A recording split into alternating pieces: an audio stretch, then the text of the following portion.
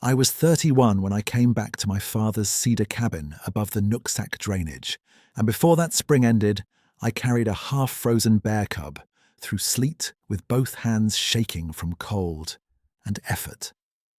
For nights before that, something larger than any man I had seen stood at the edge of my place and kept watch over that cub without crossing my door line. I had come home after my guard medic contract ran out and after my younger brother Eli died overseas, and I believed the part of me that could still answer to anything gentle was done for good. What happened in those woods moved that locked place anyway. I did not tell this story in town. I did not put it on a board, did not call the papers, did not try to make strangers believe me. I kept it to myself and to Scout, who was old enough to know when silence was work and when silence was peace. Years later, I could still feel the grain of that door handle in my palm before dawn and the weight of a soaked wool blanket against my forearms. When I first drove up that logging road, the ruts were full of slate-coloured water and last year's needles. The truck bounced hard enough to throw my shoulder into the window frame twice before I reached the gate. The chain had rusted into one stiff loop, and I had to kick the post brace to make room for the latch pin. Nothing up there had been touched since my father's stroke put him in a hospital bed 2 counties away. Nothing had changed, and that hurt in a way I had expected and still was not ready for. The cabin sat under 2 old western red cedars that had grown thick enough to darken the roof by late afternoon. Tin roofing patched in 3 places, south porch with 1 sag in the middle board, split rail fence on the creek side, half collapsed. The first evening back I carried in fuel cans, canned food, and my father's old kettle, then sat on the porch step with Scout leaning his weight against my shin and listened to run-off water moving under snowmelt ice. I had heard that same sound as a boy. It landed harder as a man. "Home," I said to Scout, and he tipped one ear back without looking at me. He was black with grey on the muzzle and stiff in both hips. His left eye had gone cloudy the winter before, but his right eye missed little. He moved slowly in the mornings until coffee boiled and light reached the clearing. Then he made 1 full round of the place like a foreman checking work. He did that every day. After Eli died, that routine mattered more than I liked admitting. I kept my own routine because I knew what happened when I did not. Wake at first light if rain was soft. Earlier if rain hit the roof hard. Feed Scout. Boil coffee on the dented propane ring. Walk the culvert line with a shovel and rake to clear alder leaves before they dammed and cut the road. Split a round or 2 even if the wood box looked full. Check the trail cameras I had set years earlier for elk crossing the lower bench. Sweep the mudroom. Patch what needed patching. Eat something hot before dusk, because that hour was always the longest. Loss had a schedule up there. Eli's face showed up most often while I was washing dishes, not while I was trying to sleep. My father came back to me while I sharpened chain teeth or rubbed linseed into tool handles, because his hands had done those same motions, and mine had copied them young. I could carry those memories all day while moving. They got heavier when I sat still. The cabin itself had sounds that did not ask permission. Tin ticking as evening cooled, stovepipe settling, 1 loose nail in the window trim, clicking when wind changed from west to north. Once in a while, branches rubbing and then releasing with a soft thump against siding. Normal sounds, the kind that keep a person from hearing his own heartbeat too clearly. But there were nights when the woods went quiet at once, and Scout lifted his head from sleep and looked toward the tree line without a growl, without a bark, only watching. Those were the nights I slept in shallow pieces. I did not drink much after I came back. 1 beer on Sunday if I had finished fence work and my hands would not stop aching. I stopped carrying my sidearm inside the cabin after the first month. Not from trust, more from fatigue. Out there, every choice turned practical. Ammunition got damp if you were careless. Boots cracked if you did not grease them. Food spoiled if you forgot to vent the cooler at night. Life narrowed into tasks and weather. That narrowing helped. It made room where grief had been crowding everything else. By the third week of April, the road down to town stayed open enough that I could make one supply run each Friday morning and be back before noon. The hardware clerk at the co-op knew my father and asked twice if I planned to sell the property. I told him no. That was all. At the feed store, a woman with a green raincoat said she remembered Eli from high school track, said he had always run like he was chasing down his own shadow. I nodded, paid for goat milk powder and oats, and went back up the ridge before more words could stack. I had no wife waiting, no family 10 minutes away, no phone signal for half the day. Just the cabin, the slope, the dog, and a map in my head of every drainage cut within 5 miles. People think emptiness is one thing, but it has grades to it. There is the clean kind that lets your breathing settle. There is the heavy kind that presses behind your ribs at dusk and stays there through supper. I learned both. On one raw evening, sleet started just before dark and tapped the roof in uneven bursts. I brought in another armload of alder and dropped it by the stove. Scout stood, then sat again, then stood once more, gaze fixed toward the porch steps. I lifted the lantern and looked through the rain-streaked glass. Nothing moved in open ground. No deer, no black bear, no person. Still, Scout's back stayed tight as fence wire. "Easy," I said, and put a hand on his neck. "We stay inside." He did not relax right away. Neither did I. There was no clear reason.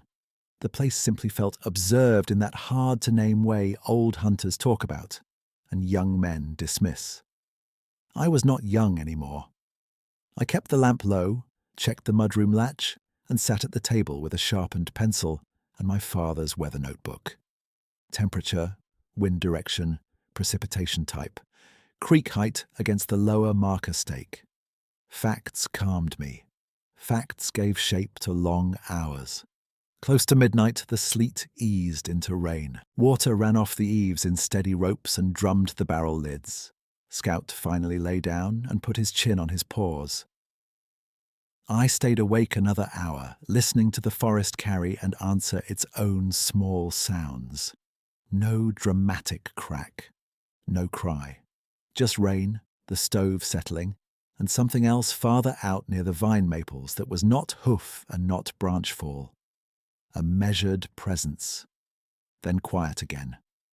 At first light, I stepped onto the porch and felt the cold come through my wool socks before I reached the top step. Mud held every track clean as print paper. Rabbit, raccoon, one doe from the night before, and farther off a shape I did not kneel to measure yet.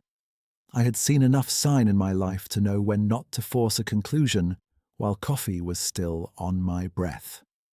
I looked once, then looked away, then split kindling until my fingers warmed. That was how it started. Not with a roar, not with anything charging brush, not with fear first and thought second. It started with routine and weather and a man trying to outwork his own grief. It started with a dog who watched the trees more than he slept. It started with tracks that did not fit the categories I trusted. And it ended weeks later with a bear cub breathing against my chest by the mudroom stove, while something enormous waited outside in rain, patient as a sentry, until dawn gave us all a path forward. That morning, with the stove still warm behind me, I went back to the edge of the yard and knelt where the mud held shape. The print sat just past the rabbit sign near the runoff channel that fed the creek. It was longer than my hand and broad through the front, with 5 toe marks pressed clear at the rim. Not hoof, not paw, not boot tread. No lug pattern, no heel edge from rubber, no cut line from stitched leather. I set my palm beside it and saw 2 finger widths past my fingertips. Then I stood up, because staring too long at one track can make a man invent the rest. I spent the next hour splitting alder rounds behind the woodshed. Scout stayed close enough that I could hear his breathing over each strike. He was not restless, only alert. Every few blows he paused and looked toward the vine maples at the lower edge, then back to me as if checking I had seen what he saw. I had not seen anything. I kept working anyway. The stack by the mudroom wall needed to be shoulder high before another cold push came through, and work still answered more than thought did. By noon the sky lifted, thin and pale, and the roof started dripping where sleet had packed in the seams. I boiled another kettle, ate fried potatoes from a cast-iron pan, and cleaned the pan with hot water and a fist of coarse salt the way my father taught me. After that, I walked the culvert line with shovel and rake. Alder leaves had matted at the first bend, and I pulled them loose in wet clumps until water found the pipe and dropped through with a hard, gulping sound. That road mattered. If it washed out, I was on foot for miles with no good way to haul feed, propane, or dog food. Near the upper switchback, I stopped where Eli used to sit as a boy and throw pebbles into the ravine. He was all speed back then, always moving before the rest of us had finished a sentence. Even after he came home from his first deployment, he carried that same quick step, like he expected a call to come in and had already started toward it. The last message I got from him was short and practical. He asked if Dad's chainsaw still leaked bar oil and told me to grease the clutch bearing if I had not already. 2 days later, a captain called. There were words after that, but those were the only ones that stayed useful. By the time I came back up to the cabin, I was moving through a pattern so exact I could have done it blind. Feed scout at dawn. Check creek marker stake before coffee. Sweep ash from the stove tray. Carry 1 bucket from the spring box even if the reserve tank was full. Replace 1 board. Tighten 1 hinge. Patch 1 thing every day. The tasks were small. The rhythm was the point. If I kept moving in straight lines, my mind did not drift as far toward places I could not change. That evening, after rain started again, Scout gave a low growl from the doorway and held it in his throat without barking. I came beside him and looked out under the porch light. Nothing stood in the clearing. The rain slanted hard enough to blur the fence posts into grey bars, and the lower stump looked twice its usual size in the wet. I listened for hooves. I listened for snorting from a blacktail buck. I heard only water and 1 limb knocking in the wind. "Come in," I said. He backed up 2 steps but kept his nose toward the dark. I shut the door and dropped the latch. By the next afternoon, the weather broke for a full stretch of light. I hiked down to the first trail camera near the creek bend and swapped the card. Mostly elk, raccoon, 1 coyote pair at 2:14 a.m., then static rain blur for 2 nights. On the second camera, the one facing the old skid road, there were 15 blank triggers in a row. No eye shine, no body, just motion detection and empty frame. That happened sometimes with slant rain or fern fronds, but this sequence was different. The ferns were still in every shot. Something had set the sensor off from outside the visible lane. I took the cards inside and wrote times in my father's weather notebook. Date, wind direction, creek height, camera anomalies. I did not write theories, facts only. My training as a medic had carved that habit into me. List what you can observe. Treat what is in front of you. Do not guess where guessing helps no one. The following morning, I found claw marks on the east hemlock 30 yards above the cabin. 4 vertical scores, fresh and bright at the wood, each one starting at a point level with my shoulder and climbing higher than I could reach standing flat.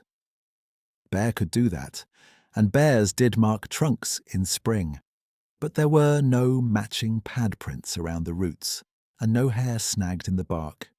Scout stood beside me and sniffed the gouges once, then looked uphill, ears forward, body still. I put my hand against the trunk. The grooves were clean, not ragged, measured, not frenzied. I backed away and walked the perimeter twice before dusk, checking fence line, checking latch pins, checking the salt block by the shed.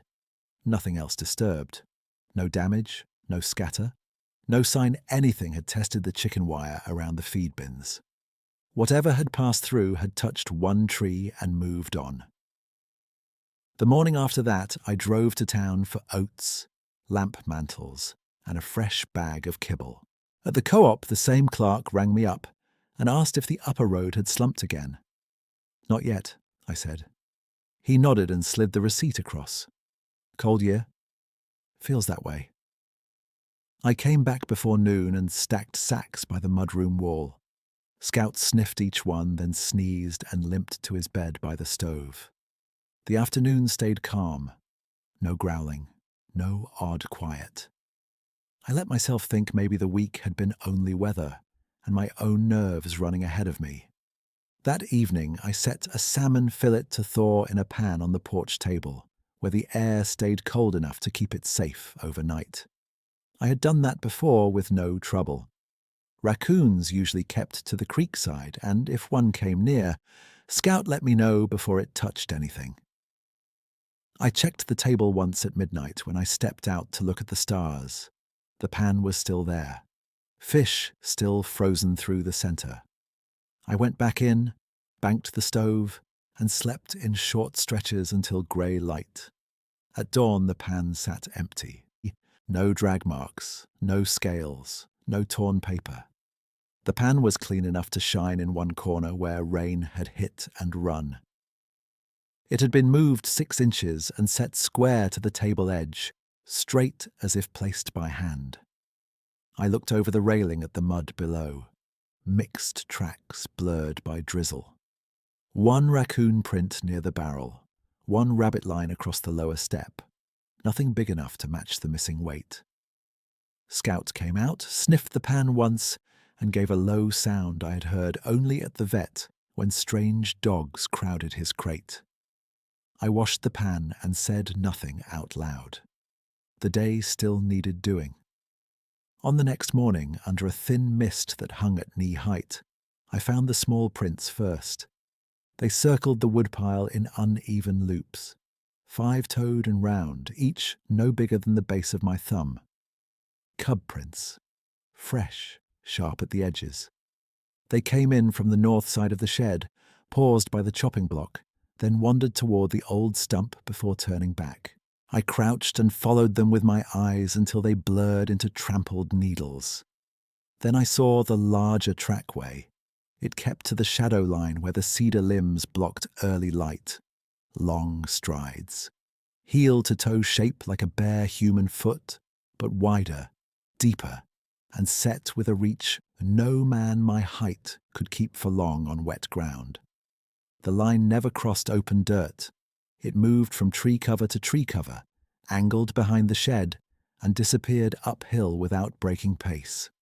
Whoever or whatever had made it knew where sight lines ended around my cabin better than any stranger should. I measured one print with a folding ruler from my toolbox, 14¼ inches, ball to heel. I photographed it with a cheap digital camera, then took a plaster cast from the cleanest impression near the stump. The mix took too long to set in the damp, and my fingers went numb while I shielded it with a scrap of plywood. When it hardened enough, I wrapped it in an old towel and set it on the mudroom shelf beside spare spark plugs and Eli's field canteen. That evening I fed Scout early and sat on the porch step with the lantern turned low. He did not growl. He watched the tree line and leaned against my leg, steady and warm. The sky went from steel grey to deep blue, then almost black between the cedars. Somewhere above the creek, a branch snapped once, not loud, just clean. I waited for a second sound and got none. I stayed there until the chill came through my coat and into my shoulders. Then I stood, lifted the lantern and looked toward the vine maples where the shadow line began. Nothing moved in the open. Nothing came closer. Still, the hairs on my forearms rose as if a storm had rolled in without wind. Inside, I wrote one line in the notebook before turning out the lamp. Small bear sign around woodpile. Large barefoot trackway in shadow. Scout alert, but controlled. I shut the notebook, set the pencil in the groove of the table, and turned the lamp down until the room went amber and then dark. Scout circled once on his blanket near the stove and lay with a slow grunt from his hips. Rain had stopped. The roof gave off one drip at a time from the north eave, each drop striking the barrel lid with a thin metal tap. I listened for 10 minutes, then 20, waiting for my breathing to settle into the cabin sounds. Sleep came in short pieces. Around what felt like the middle of the night, Scout lifted his head and held it there. He did not bark. He did not growl. He listened toward the mudroom door with his ears tipped forward, then eased back down without taking his eyes off the dark. I sat up against the wall, hand on the blanket, and waited with him until the stove burned low and the room cooled enough that my breath showed pale. At first light, I put coffee on, fed Scout, and stepped out to check the yard. The prints from yesterday had softened around the edges where mist had settled, but the line in shadow still read clear enough to follow for 20 yards uphill. I did not chase it. I had treated enough emergencies to know the difference between urgency and impulse. The place was quiet. No broken fence wire. No feed bins disturbed. No sign of rummaging at the salt block or the barrel where I kept chicken mash sealed in metal tins. I spent the morning replacing 2 warped porch boards and resetting 1 rail post near the creek side. Scout watched from the dry strip under the eave, head moving with each hammer strike. Around noon the clouds lifted off the ridge in torn white sheets, and I could see all the way to the far timberline above the drainage. I carried the plaster cast from the mudroom shelf to the table, brushed off loose grit, and penciled date and location on the back in small block letters. Then I set it beside Eli's canteen and closed the shelf door. I had no plan for it yet. Keeping records felt better than pretending nothing was there. By late afternoon, the air went still. Not warm, just still in a way spring rarely held for long up there. I split kindling behind the shed and tied 2 bundles with baling twine. Every few minutes, Scout looked toward the vine maples, then toward me, then back again. He never left my side of the yard. Even when he wandered to drink, he came back fast, water on his muzzle, eyes fixed downhill. At blue hour, when the trunks turned darker than the spaces between them, I carried 1 bundle in each hand toward the porch. My boots were wet from the grass and left dark prints on the top step. I set the first bundle by the door, turned for the second, and caught movement at the tree line beyond the old stump. It was not a deer. It was not bear. It was a broad shape low to the ground between 2 vine maples, one shoulder toward me, the rest broken by brush and shadow. For a second I thought it was a boulder I had failed to notice all spring. Then the head moved, slow, deliberate. Behind it, close to the ground, I saw a smaller shape shift and press in near its knees. I froze where I stood, one hand still on split alder, breath held hard enough to make my ribs ache. The larger figure stayed still. It did not square up. It did not rush. It knelt or crouched beside the smaller form with one arm angled across it, as if sheltering it from wind. The top of its back rose above the young maples, dark with rain-damp hair that caught what little light remained. Then it turned its face enough that I saw one eye and the bridge of a nose set deep and flat, more human than any animal I had watched in these woods, but heavier, older, built for weather and distance. Scout stepped onto the porch behind me and gave one low sound in his chest. Not alarm, not challenge. A warning held inside his mouth. The figure heard him. Its head came up toward the sound, then back to me. We stayed like that for several breaths with no motion from either side. My hands did not shake until then. They started all at once, and I set the kindling down so it would not scatter from my grip. I had seen men hurt in places where metal and fire did their worst. I had seen fear turn people sharp and foolish. What stood at the tree line did not carry that sharpness. It read as watchful and guarded, not wild. Around its feet, the smaller shape shifted again and made a soft, chuffing noise. Bear cub. I knew that sound from rehab videos and from one spring years back when a sow crossed the upper trail with 2 yearlings. The large figure placed one hand on the ground, rose in a single fluid motion, and stepped backward into thicker brush without turning its back. 1 step. 2. Then it was gone between cedar trunks with almost no sound beyond a single fern frond, shaking where a shoulder brushed through. The cub followed lower, a small dark blur under the salal, and then that too vanished. I stayed on the porch until full dark took the clearing. Scout stood against my leg, old body rigid and warm. I did not reach for a rifle. I did not walk to the tree line. I brought the rest of the kindling in, closed the door, and checked both latches twice. Inside, the cabin felt tighter than usual, like all the walls had moved 1 inch inward. I set water to boil and sat at the table with my palms flat on the wood grain until the kettle hissed. Scout would not lie down. He stood by the door and watched the lower corner where the jamb met the floorboards, nose working slow. I wrote what I had seen in the notebook with the same plain terms I used for weather. Blue hour, broad dark bipedal figure crouched at vine maples near stump. Small bear cub present. Figure observed, then withdrew. No aggressive movement. I added time and wind direction, then closed the notebook because words had reached their limit for that night. I slept little. Once, near dawn, there was a sound beyond the porch that did not match hoof, paw, or branch fall. 2 careful steps on wet boards, a pause, then 2 steps off again. Scout lifted his head and listened without growling. When grey light came through the curtains, I opened the door and found no track clear enough to read.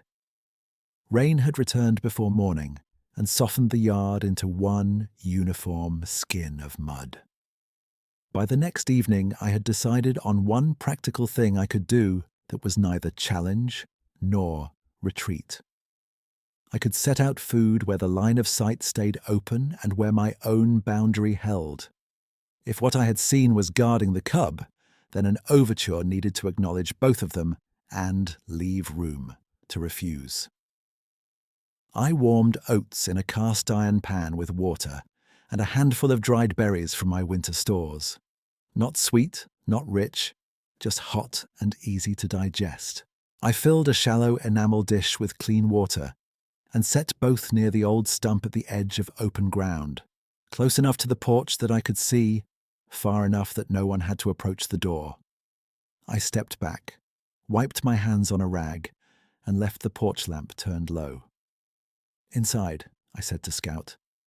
He obeyed, but only after one long look toward the stump. We sat in near dark with the curtains slit open 1 inch. Rain drifted in and out, fine as mist.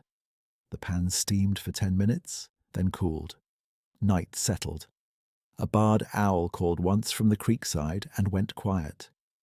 For a long stretch, nothing moved except the eave drip and the shimmer of rain in the lantern glow. Then Scout's ears rose. His body leaned forward without sound. At the edge of the light, near the maple shadows, a small shape came in low and quick, paused, and sniffed the pan. cub. It looked thinner than it should have, ribs just visible under wet fur. It took one mouthful, jerked its head up, listened, then ate again in short, urgent pulls. I could not see the larger figure at first. After a minute, I found it farther back, downwind by the second cedar, mostly hidden. Only the line of one shoulder and the pale flash of eyes when it turned. It did not approach. It did not claim the food. It watched the cub eat and kept to cover. When the cub finished, it drank from the dish and stepped back. The larger figure moved once, a subtle shift of weight, and both slipped into the trees on the same line they had entered. No snapped branches, no vocal call. The clearing returned to rain and empty grass. I did not step out until another 10 minutes had passed. The pan was scraped clean. The dish sat where I had left it, water level half gone. I carried both inside, washed them, and wrote the time in the notebook. Scout ate his kibble and finally lay down with a deep exhale as if a decision had been made. The next morning I found the dish on the porch board, set upright dead center in front of the door. Rain had rinsed it clean. Beside it lay 2 sticks, each about the length of my forearm, crossed in a neat X with the ends aligned. Not blown there, not dropped by chance, placed. I crouched and studied them without touching. Both were fresh split alder, bark still damp and bright at the break. No tooth marks, no mud clumps from tumbling downhill. Scout sniffed once, sneezed softly, and sat. His tail did not tuck. His shoulders were loose for the first time in days. I lifted the sticks, set them on the chopping block, and brought the dish inside. In the notebook I wrote, "Overture accepted. Reciprocal placement at door. Boundary respected." That evening I repeated the same routine. Warm oats, berries, water dish, set at stump. Lamp low. Wait. Every night for the next 4 nights it happened at nearly the same hour. The cub came first or near first, always hungry, always watchful.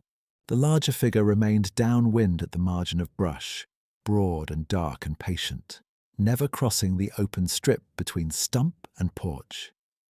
Scout stopped growling altogether by the 3rd night.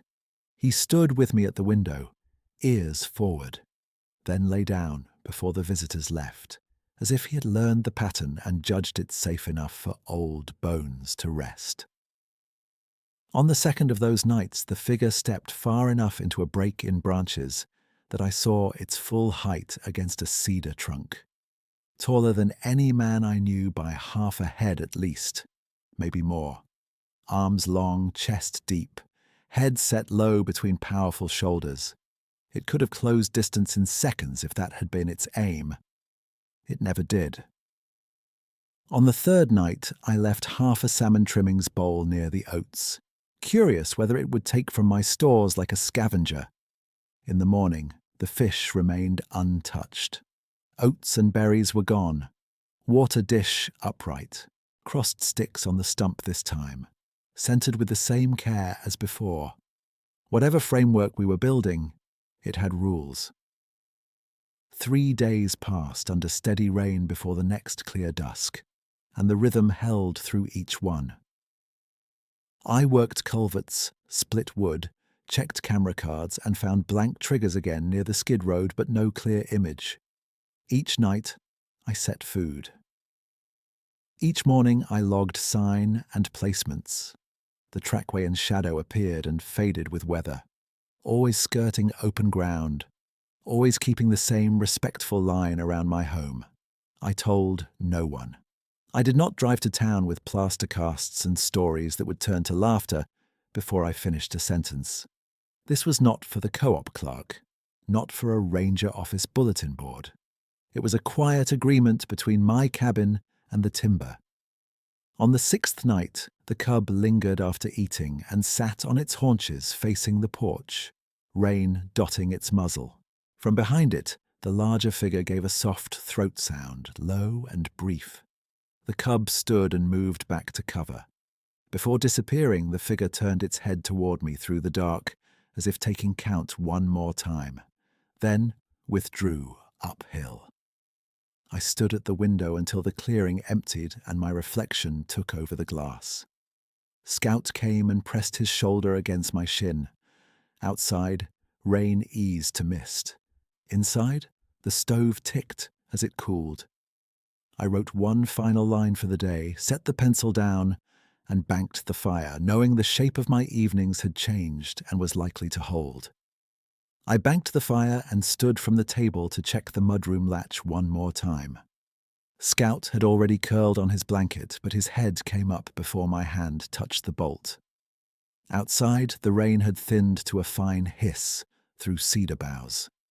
Then, from farther upslope than the stump, I heard a short chuff and a raw scraping sound like wet wood dragged over stone.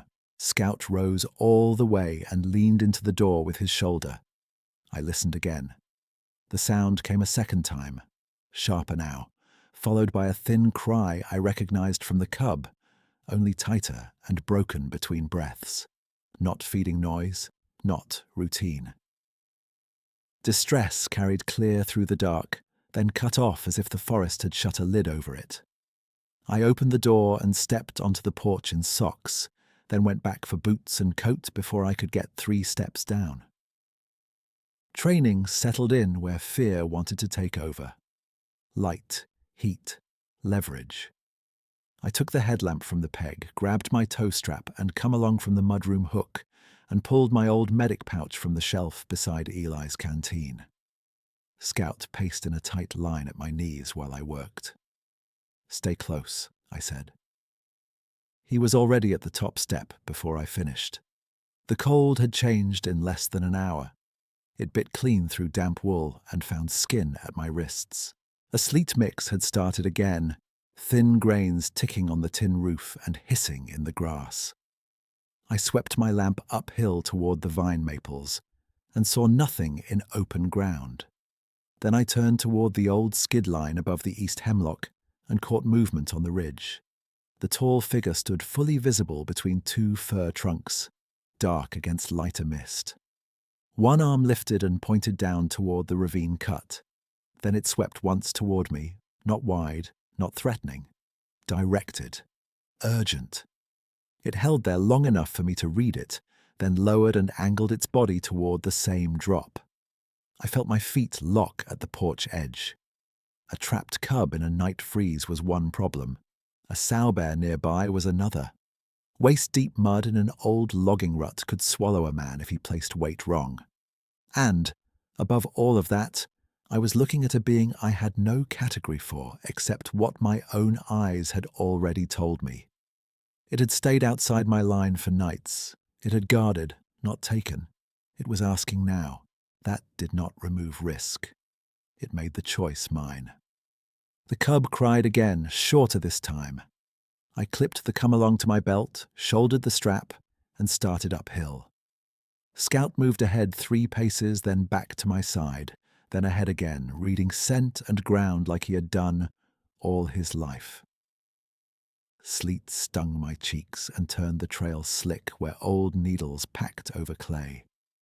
The figure on the ridge moved parallel through brush, keeping height above us, visible in flashes when my lamp crossed gaps in trunks. By the time I reached the collapsed rut, I could hear water glugging under mud and roots. The old skid road had caved there years ago, leaving a trench. The spring runoff deepened each season. Tonight, it was half slush, half black slurry, with one root ball torn loose from the bank and hung at an angle over the center. The cub lay sunk to its chest 10 feet down, hindquarters mired, one foreleg pinned under that root mass. It twisted when my light hit it and gave a hoarse chuff that broke into a cough. Mud coated its muzzle and one ear. Its eyes were open but dull. Every breath came fast and shallow. Above us on the opposite lip, the tall figure stood in sleet with both hands low at its sides. It shifted weight once, then stilled, close enough now that I could see rain steam off its coat in the lamp glare. It did not come down. It did not crowd me. "All right," I said, mostly to keep my own voice steady. "I see him." Scout whined once and crouched near the edge, claws dug into wet sod. I tested the bank with my boot and slid down on my hip to firmer ground near the cub's shoulder. Mud took me to mid-calf at once. Cold shot up both legs hard enough to cramp. I dropped the strap, unclipped the come-along, and looked for anchor points. A young fir stood 6 feet back from the lip, with roots set deep. Good enough. First pass was for position. I crawled through slurry, got the strap around the root snarl pinning the cub, and fed the hook back to the come-along line. The cub snapped weakly at my sleeve when I touched its trapped leg, then sagged. Not fight left, only pain. "Easy," I said. "Easy now." I climbed out, boots sucking free with each step, and wrapped the far end of the strap around the fir trunk twice. Ratchet on. Load tested. I took up slack until the line sang tight in the sleet. The root ball shifted a fraction, then held. I reset my feet and cranked again, each click loud in the ravine. Wood groaned, mud burped air. The cub cried once and went still except for breath. On the ridge, the figure leaned forward. One step down, then stopped when I raised my head. We watched each other for one hard second. I put a palm out without thinking, a field signal for hold. It froze where it was. I went back down and dug with both hands around the trapped foreleg. The mud was so cold my fingers turned numb within minutes, but numb hands still moved earth. I scooped under the wrist joint, cleared roots, found fur, then skin. Swollen but warm. No exposed bone. The paw was wedged under a forked root branch thicker than my arm. I climbed out, ratcheted 2 more clicks, heard a wet crack from the root mass, and ran back in before it settled. "Now," I said. I pulled the foreleg free as the root lifted just enough to open space. Suction fought me, then released with a heavy slurp that threw mud up my coat and into my mouth. The cub lurched sideways into me. I braced and rolled it onto the least flooded patch I could find near the bank. The root dropped back an inch, but no longer pinned anything. Scout barked once from above. First bark in days, then silence again. I slid my hands along the freed leg from shoulder to paw, swelling through the distal radius. Tender all along, worst at mid-forearm. Could be fracture. Could be severe sprain.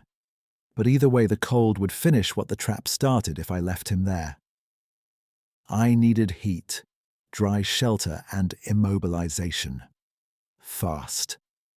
I wrapped the cub in my coat first, then in the wool blanket I had stuffed into my medic pouch as an afterthought. I tied the blanket with the strap tail and climbed out with him against my chest. He was heavier than he looked, and dead weight from exhaustion, maybe 35 pounds soaked. My right knee slipped twice on the bank, and each slip sent pain through my lower back. Scout pressed against my leg to steady me like he used to do on icy trail sections when he was younger. At the top, I turned once toward the ridge. The figure had moved closer, maybe 15 yards now, still upslope, half screened by alder stems. Its head was lowered toward the bundle in my arms. No baring teeth, no charge posture, just fixed attention. "I am taking him to the stove," I said. "Cabin. Warm."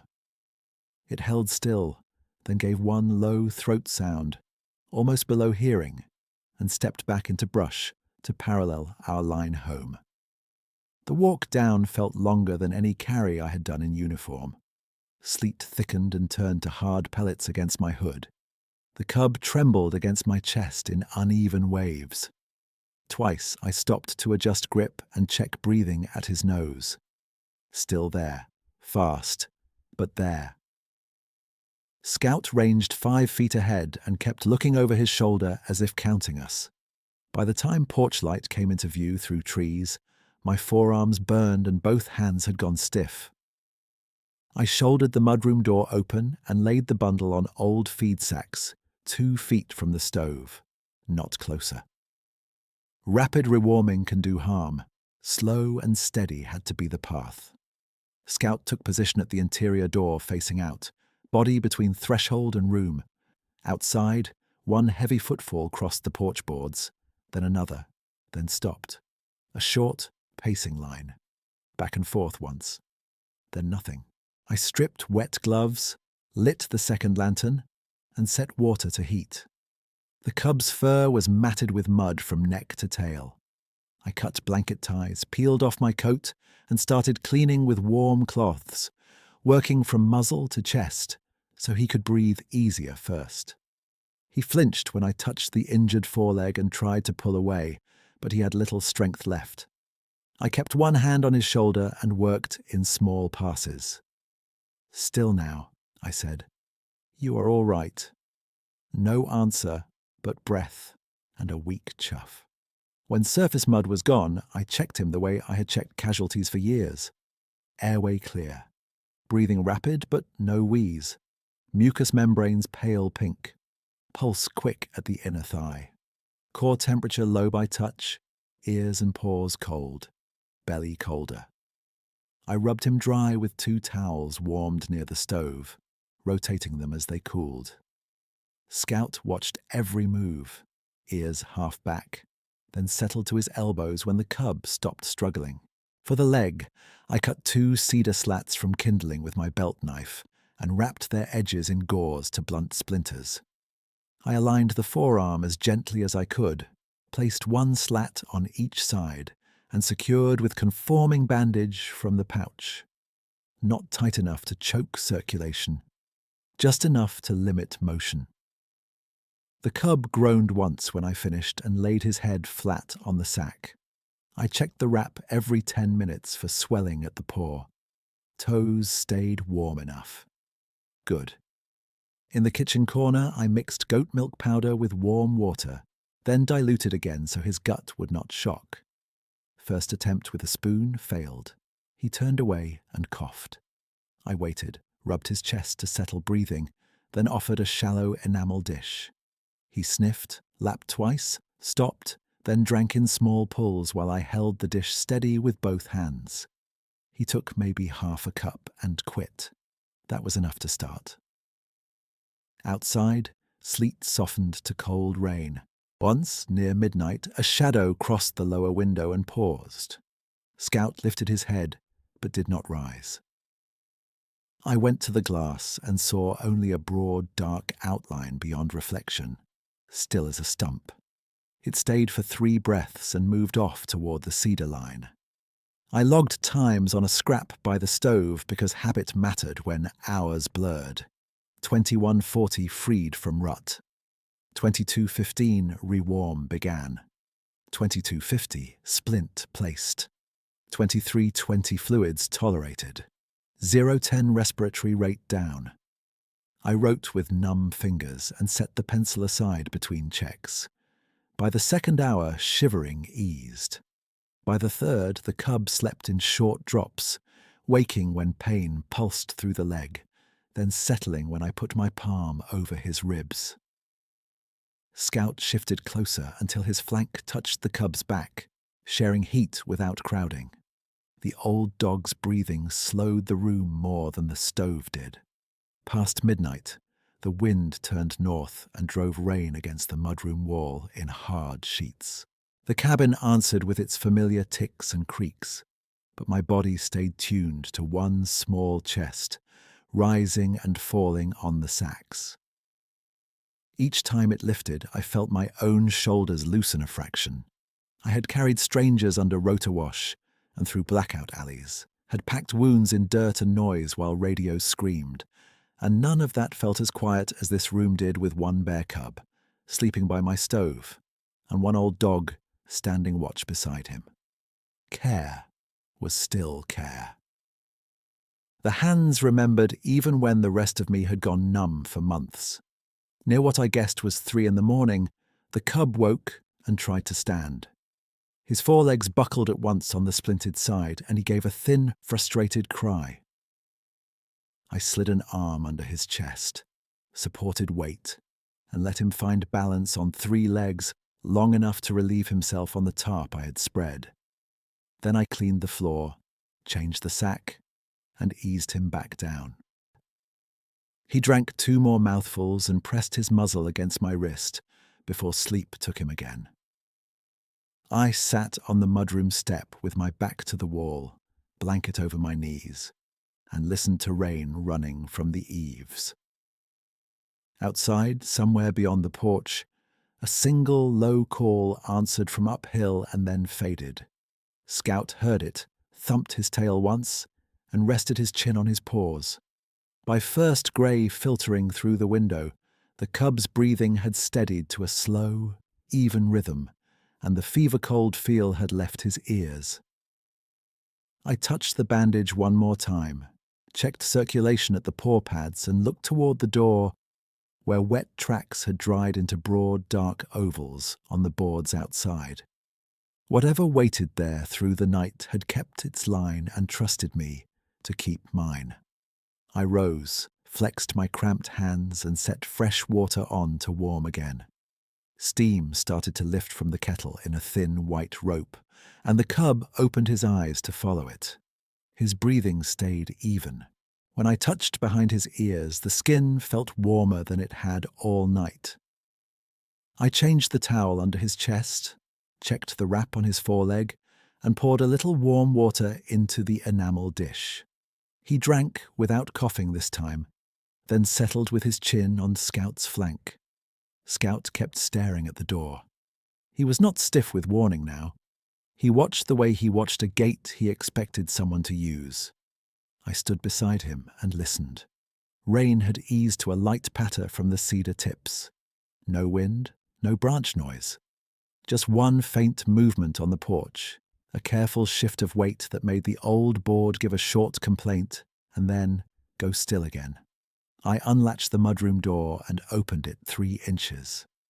Cold air slid in, clean and wet. I opened wider, slow enough that hinges barely spoke. At the edge of first grey, about 15 feet out near the chopping block, the tall figure stood facing me. Rain beaded on its coat and lifted in faint steam from shoulder and chest. It held both arms low, hands open, head level, no sway, no threat display, no step forward. Behind me, Scout remained quiet.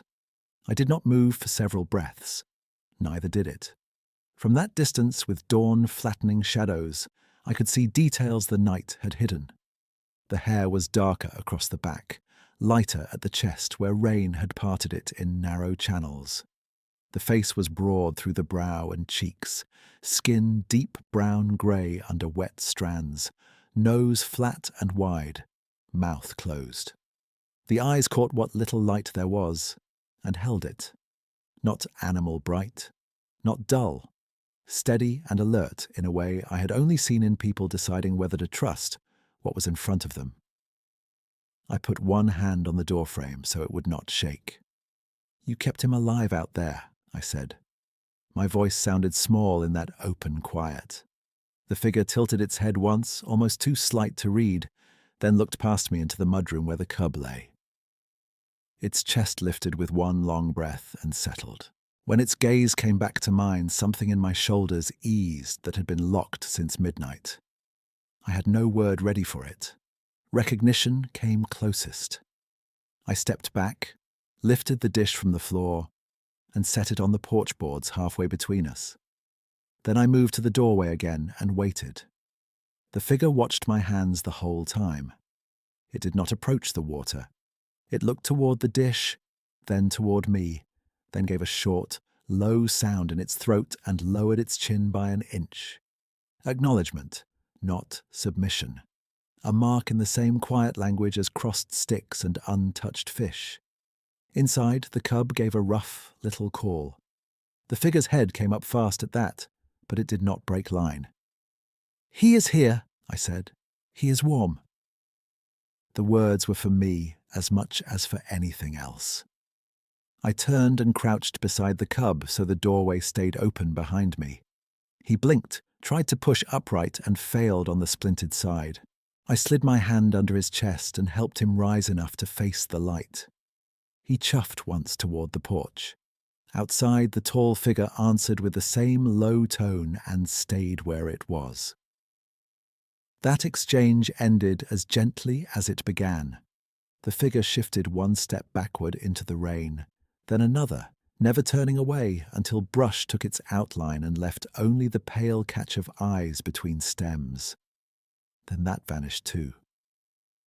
By the time true daylight reached the lower fence, I had fed the cub another shallow dish of diluted milk and checked his leg twice more. Swelling had not climbed above the bandage edge. Good sign. He could put a trace of weight on the shoulder, but none through the forearm. I padded a cardboard fruit box with old wool, set him in it near the stove, and kept the mudroom door cracked so, outside, sounds carried in. An hour later, Scout stood, ears high, and faced the alder brake beyond the stump. I followed his gaze and saw the mother bear at the tree line. She was smaller than I expected for a sow with a cub that size. Maybe from winter lean, maybe from injury. Her left rear leg carried stiff, and she favored it hard on each step. Mud clung to her chest and forelegs. She did not come into the clearing. She stopped where shadow met wet grass, lifted her muzzle, and gave a low call that rolled through the yard like a hollow note through wood. The cub answered from the box with a sharp, urgent cry and tried to climb over the rim. He tumbled, scrambled, and hit the floor on 3 legs. I was already there. I wrapped him in the wool blanket, held his body steady against my chest, and looked once through the open door to the alder brake. "All right," I said to Scout, "we take him out." Scout moved ahead to the top step and sat, not blocking, just marking the line. I carried the cub onto the porch and down to the wet grass, then stopped 3 strides from the stump. The sow watched me with her ears forward and her jaw set closed. No bluff charge, no popping. She gave one more low call, shorter this time. I knelt and set the cub down gently, keeping one hand under his chest until he found balance. When I let go, he hobbled 2 uneven steps, stumbled and cried again. The sow came forward then, slow and direct. She closed half the distance, paused and sniffed hard, taking my scent and wood smoke and medicine all at once. Her eyes moved from the splint to my face and back. I stayed still with empty hands in view. The cub leaned into her foreleg and made a soft, rumbling sound against her fur. Up on the slope above the alder, the tall figure appeared again. It stood 10 yards uphill from the sow, angled toward the creek trail, watching both of us. Farther left between 2 hemlocks, rain and shifting branch shadow briefly gathered into a second shape and then broke apart when the light changed. Another dark patch in the salal did the same and held still. Nothing else stepped clear. Nothing made sound. Only the one figure remained distinct, positioned along the direction the sow would need to travel to avoid the softest ground. I felt the hair rise on my forearms anyway. The figure looked at me and held there. Same eyes, same steady set. It lifted one arm and pointed once along the safer contour above the creek, then lowered it. I nodded before I thought about it. The sow turned, nudged the cub with her muzzle, and started toward that line. The cub limped, stopped, limped again. After 6 steps, he faltered and sat back hard. I took 1 pace forward out of instinct. The figure shifted down half a stride, and we both stopped together, each waiting on the other. Then the sow came back for the cub, braced her shoulder against him, and he found his feet again. They moved into the timber at a slow pace, mother and cub close, with the tall watcher uphill in silence. Just before the brush closed around them, the figure turned one last time toward the yard. It touched its chest once with the heel of its hand, then pointed down toward the chopping block. After that, it slipped into the trees and was gone. I stood in rain for a long minute with Scout pressed against my knee, listening until the last branch movement faded down towards the creek. When I finally looked at the chopping block, a flat river stone sat in the center of it. A single raven feather lay across the stone, stem aligned toward the cabin door. Both were wet and clean. Neither had been there when I carried the cub out. I did not touch them right away. I went inside first, washed mud from my hands, and stripped the soaked bandages and towels into a bucket. Then I came back out and picked up the stone. It was smooth, grey-green, heavy for its size, worn by long water. The feather was black with a blue edge where light hit. No sign of damage, no broken barb, placed with intent. Scout sniffed the block once and looked uphill, then turned back to me and sat. "Seen," I said, mostly to myself. By late afternoon, the rain stopped for good. A pale band opened in the west, and the roof started to tick as it dried. I walked the yard and found tracks where the sow had crossed, deep toe marks in soft mud, one dragged line from the bad rear leg. Above those, in shadow near the cedars, the longer prints held again, broader and deeper than any human foot. I photographed what I could with the digital camera, measured 2 clean impressions, and marked them in the notebook with time and weather. After supper, I drove the first trail camera card into the laptop and checked frame by frame. At 5:11 there was the sow at the alder break, half profile, head low. At 5:12 the cub, blurred by motion.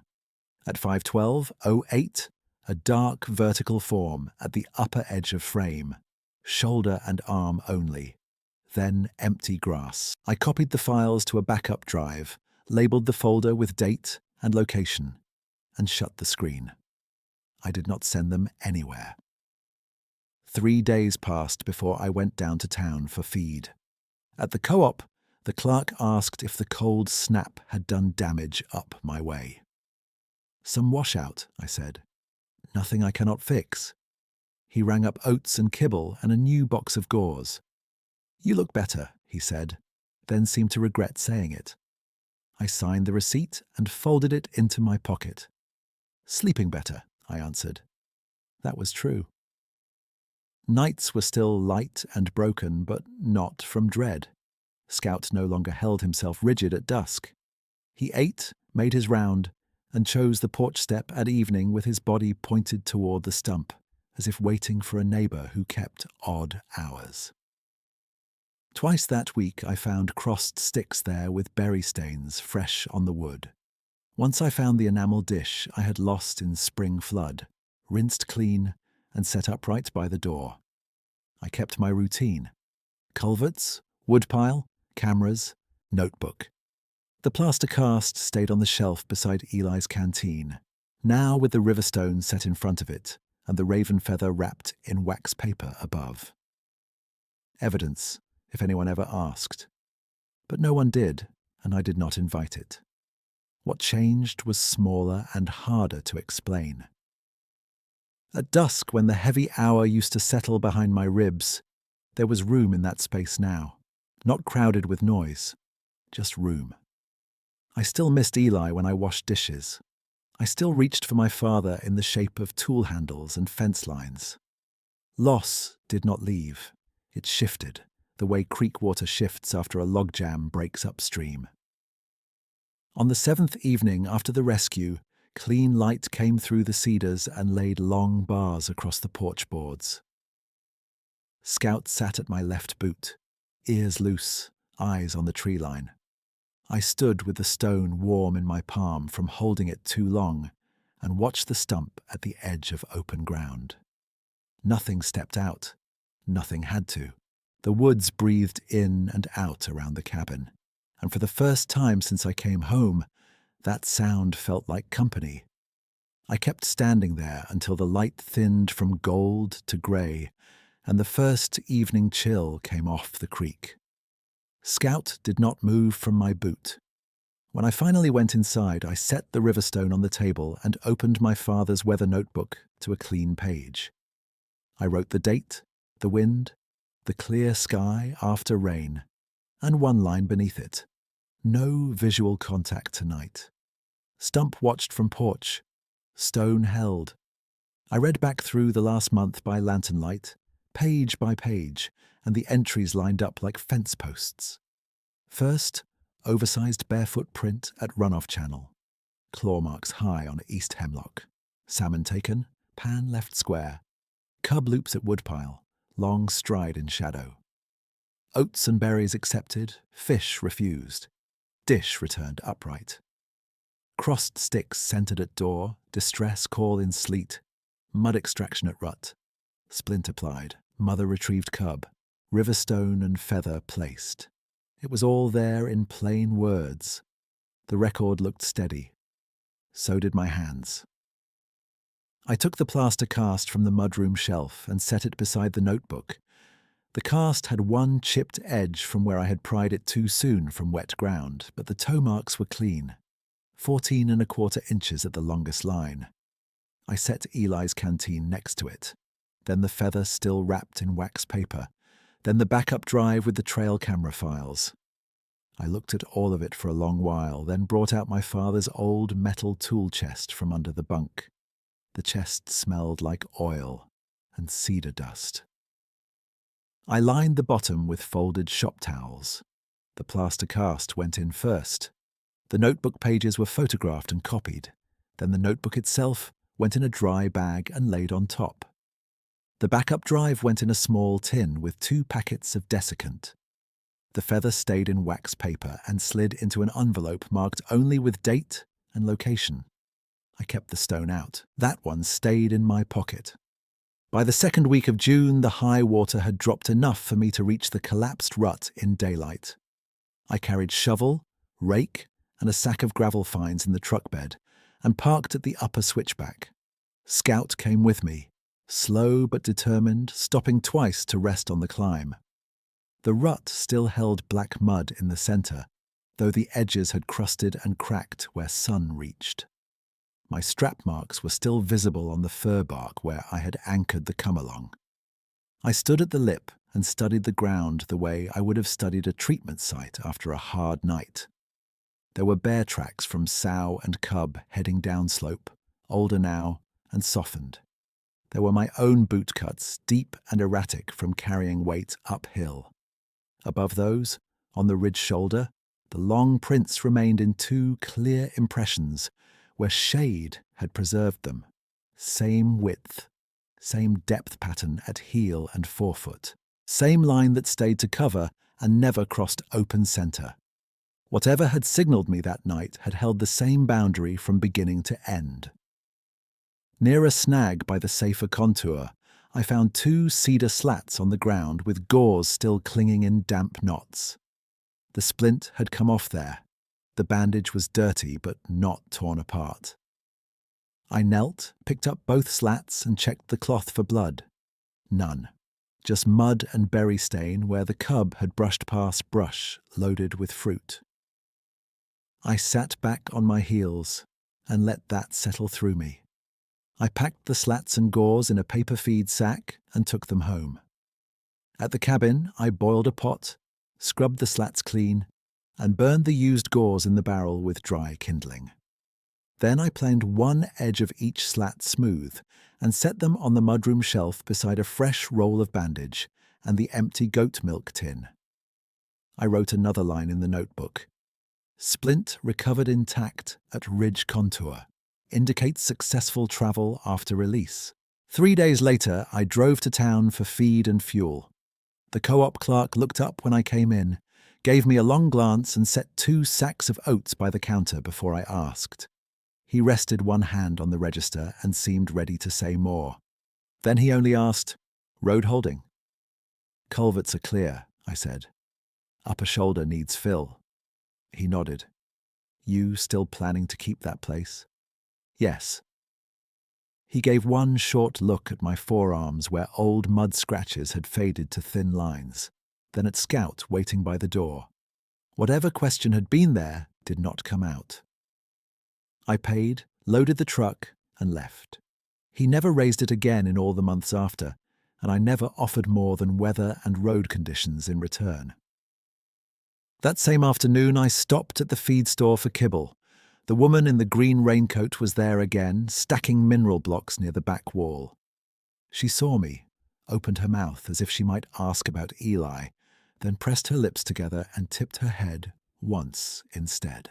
I tipped mine back. That was all. She never started that sentence again, and I was grateful for it. When I got back up the ridge, I checked both trail cameras at the creek bend and Old Skid Road. The cards held elk, deer, raccoon, one black bear boar, and long stretches of rain. Blur. The blank motion triggers were still there in clusters around dusk and first light, mostly on windless nights. No body in frame. No branch movement to explain activation. I logged each timestamp and compared them to notebook entries. They matched the hours when crossed sticks appeared at the stump. I wrote the correlation in the margin and left it at that. Not proof, not noise. A pattern I had witnessed more than once. I never sent the files to any office. I never uploaded them. I printed 2 stills only. The sow at the alder break and the dark shoulder at frame edge. I labelled both with date, time, and camera number, slid them into plastic sleeves, and placed them in the tool chest with the cast and notebook copies.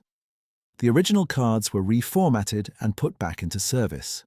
The record was preserved. The land could stay quiet.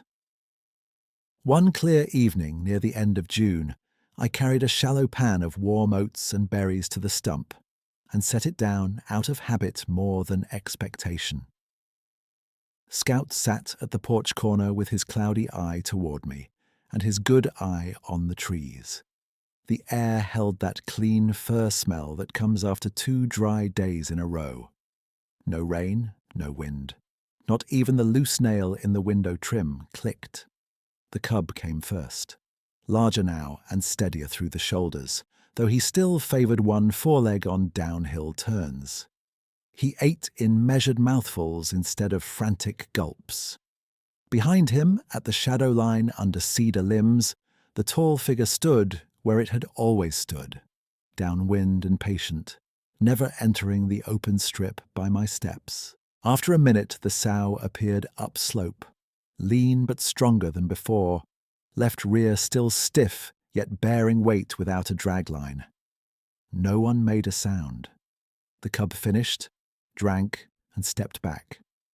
The tall figure looked from sow to cub to me, then lowered its head once. The sow turned toward the creek trail. The cub followed. The figure moved last, keeping high ground as it had done on the rescue morning, and all 3 passed into timber, with the same quiet spacing they had shown since the start. That was the last full sight I had of them together. July came in warm, grass at the edge of the clearing browned. Huckleberries darkened along the slope above the hemlock. I kept working my usual lines. Clear culverts, split alder, check fences, rotate camera cards. Scout slept more in midday heat and took his rounds at dusk, when shadows stretched long across the yard. Some evenings there was no sign at all. Other evenings I found crossed sticks at the stump with berry skins pressed into the wood grain, or the enamel dish upright by the porch board where rain had rinsed it spotless. I stopped setting food every night. I set water on the hottest days and left the rest to the woods. Boundaries had held for all of us. They held still. By early August, I took the tool chest from under the bunk and moved it to the high shelf in the bedroom closet, where winter damp could not reach. I opened it once more before closing it for good. Cast intact. Photos dry. Backup drive sealed. Notebook copies legible. Feather still dark and whole in paper. I added 1 page on top with a short statement in block letters. Collected and stored by Ray Fisher at cabin above Nooksack Drainage. Not submitted by choice. Account complete to date listed. Then I latched the chest and turned the key. That evening I carried my chair to the porch and sat without lamp as the light lowered through the cedars. Scout settled at my feet with a slow sigh and faced the old stump like he always did. I rolled the river stone in my palm until it warmed to skin temperature and held there smooth and heavy, while the woods breathed around us in long, quiet waves. And in that clean dusk I was still alone on my father's mountain. But I was no longer empty.